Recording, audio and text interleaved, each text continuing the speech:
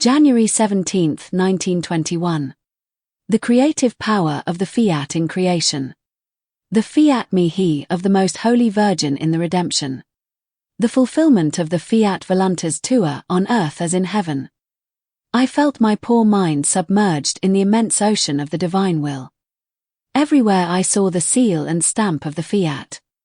I saw it in the sun, and it seemed that the echo of the Fiat in the sun brought to me the divine love which darted and wounded me.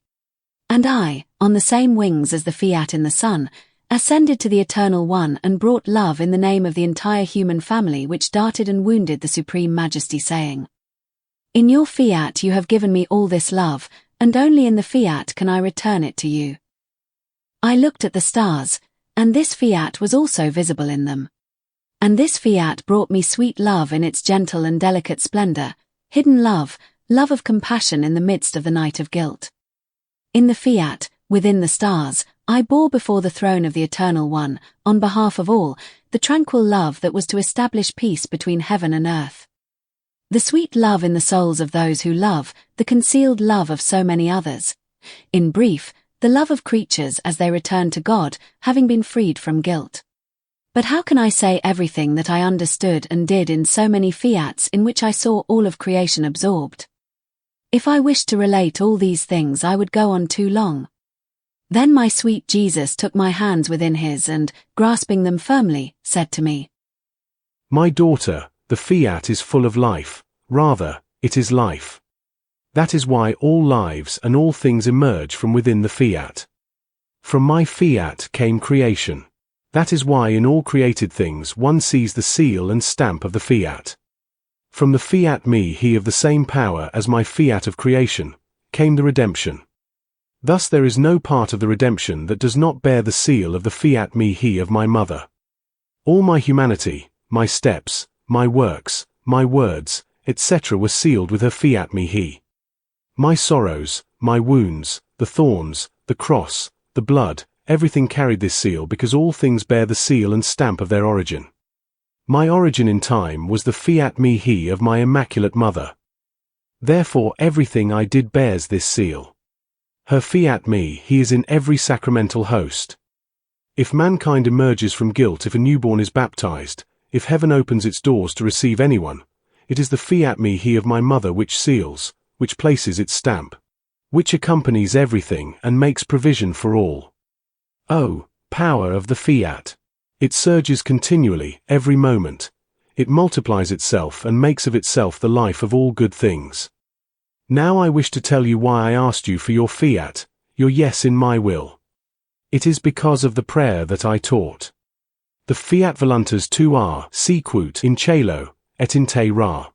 The prayer of so many centuries and so many generations. I want it now to be fulfilled. This is why I desire another yes in my will, another Fiat to surge forth continually at every instant, to be multiplied to everyone. I desire that my same Fiat in a soul rise to my throne and with my Fiat's creative power bring life to earth in the, "Your will, be done on earth as it is in heaven." Surprised and annihilated upon hearing all this, I said to him, "Jesus, what can I say? You know how evil I am, and how inept I am at everything." He replied, "My daughter, I usually elect the smallest, the poorest and most inept souls for my greatest works. There was nothing extraordinary about the external life of my own mother, no miracles, no sign to distinguish her from other women. Her only distinction was her perfect virtue, which drew the attention of very few. Although I gave the other saints the distinction of performing miracles, even adorning some with my wounds, I gave my mother nothing, nothing. Yet she was the portent of portents, the miracle of miracles, the true and perfect crucified. There is no one else like her. I have the habit of acting like a master who has two servants. One is muscular and appears like a giant and is capable of anything. The other is small, weak, and inept. The latter seems incapable of doing anything important. And if the master keeps him, it is more out of charity than for any other reason. Needing to send a very large sum of money somewhere, what does the master do? He calls the small servant, the inept one, and entrusts to him the large sum of money, saying to himself, "If I entrust it to the giant he will draw everyone's attention." Thieves will assault him and steal the money. Even if he tries to defend himself with his Herculean strength, he may be injured. I know he is courageous, but I want to protect him. I don't want to expose him to this evident danger.